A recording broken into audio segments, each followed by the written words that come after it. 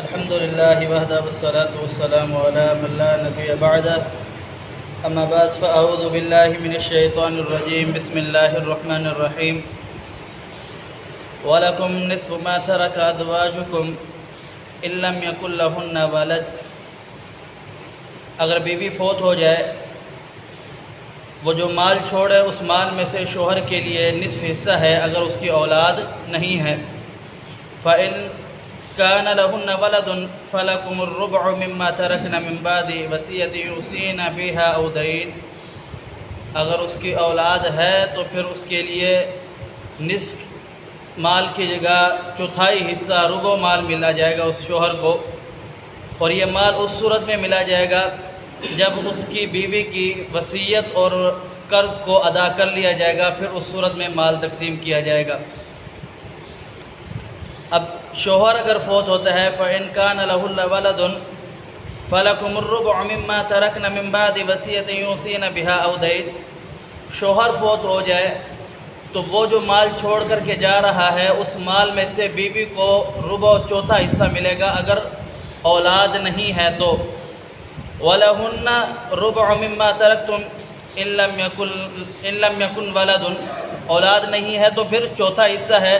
فَإِنْ كَانَ لَكُمْ وَلَدٌ فَلَهُنَّ ثُمُنُ مِمَّا تَرَكْتُم مِّن بَعْدِ وَصِيَّةٍ يُوصِينَ بِهَا أَوْ دَيْنٍ اگر اولاد ہے تو پھر بیوی کے لیے آٹھواں حصہ ثمن آٹھواں حصہ ہے۔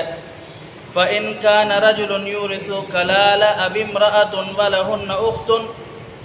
وَلَهُنَّ أَخٌ أَوْ أُخْتٌ فَلِكُلِّ وَاحِدٍ مِّنْهُمَا السُّدُسُ اگر کوئی شخص ایسا ہے کہ جس کی وراثت تقسیم ہو رہی ہو، نہ اس کی کوئی اصل ہے نہ اس کی کوئی فرع، اصل سے مراد کہ نہ کوئی اولاد ہے والدین ہے، اور فرع سے مراد نہ کوئی اولاد ہے۔ اولاد اور والدین جس کے نہ ہو اس کو کلالہ کہا جاتا ہے۔ اگر کوئی ایسا شخص ہے جو کلالہ ہے، صرف اس کا ایک بھائی ہے یا ایک بہن ہے، تو وہ ان کو چھٹا حصہ اس کے مال میں سے ملے گا، اور چھٹا حصہ ملے گا۔ اگر ایک سے زیادہ بہن بھائی ہے تو پھر ان کے لیے سب کے لیے ایک تہائی مال ہے، تو وہ اس مال میں شریک ہوں گے۔ اللہ رب العالمین فرماتے ہیں کہ یہ اللہ رب العالمین نے جو حصے تھے مقرر کر دیے ہیں، اور اللہ رب العالمین واللہ علیم حکیم خوب جاننے والا ہے اور خوب حکمت والا ہے۔ اگر شوہر فوت ہو جائے، جو مال چھوڑ کر کے جا رہا ہے اس مال کے اندر جب تقسیم ہو رہا ہو، بیوی کا حق بیان فرمایا کہ بیوی کا حق اس میں سے چوتھا حصہ ہے کل مال کا، اور وہ مال اس وقت تقسیم ہوگا جو شوہر نے وراثت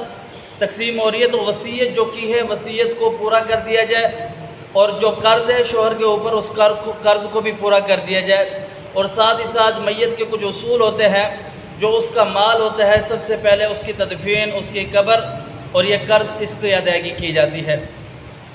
اور بیوی کا بھی یہی معاملہ ہے، جب بیوی فوت ہو رہی ہے تو وراثت جب تقسیم ہو تو سب سے پہلے اس کی وصیت کو پورا کرنے کے بعد اس کا قرض، اور قرض جب یہ دو چیزیں ہو جائے پھر مال تقسیم کیا جائے گا، اور شوہر کے لیے نصف حصہ ہے اگر اولاد نہیں ہے۔ اگر اولاد ہے تو پھر اس کے لیے ربع چوتھا حصہ ہے کل مال میں سے۔ اگر کوئی شخص ایسا ہے جس کی اولاد بھی نہیں ہے اور جس کے والدین بھی نہیں ہیں، یا اصل والدین کو کہتے ہیں اصل بھی نہیں ہے اور فرع اولاد دونوں نہیں ہیں،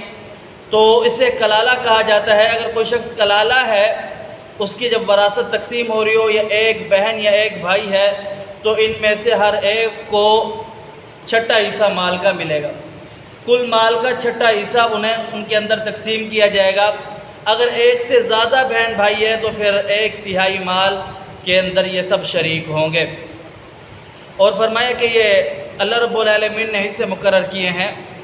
اور اللہ رب العالمین خوب جاننے والا ہے اور خوب علم رکھنے والا ہے۔ ان تینوں چیزوں کے اندر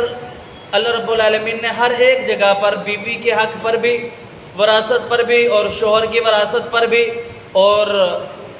جناب کلالہ جو ہے اس کی وراثت پر بھی ایک چیز بیان فرمائی ہے کہ جو قرض ہے،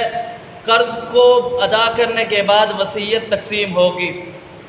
شہادت کا ایک بہت بڑا مرتبہ ہے، بہت بڑا مقام ہے، بہت بڑا رتبہ ہے،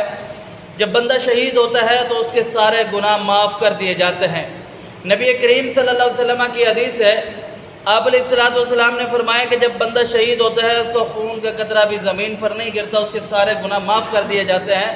سوائے قرض کے۔ قرض اس وقت تک معاف نہیں ہوتا جس وقت تک ادا نہ کیا جائے، اور یہ قرض اس دنیا کے اندر تو یہ مال کمایا جا سکتا ہے، مال کو بڑھایا جا سکتا ہے، لیکن روز قیامت مال تو بھلے جتنا بھی ہو لیکن جو نیکیاں اس کے عوض دینی پڑے گی وہ نیکیاں اس مال سے کئی حصے بہتر ہے۔ روز قیامت ایک شخص آئے گا، وہ ہر ایک شخص کے پاس بھاگے گا کہ ایک نیکی دے دے، میری ایک نیکی باقی ہے اور میں جنت میں چلا جاؤں گا، تو کوئی شخص اسے وہ ایک نیکی دینے کے لیے تیار نہیں ہوگا۔ تو ہاں، اس وجہ سے اللہ رب العالمین نے قرض کی تاکید کی ہے کہ قرض کوئی اپنے پاس نہ چھوڑے، اور جب تک قرض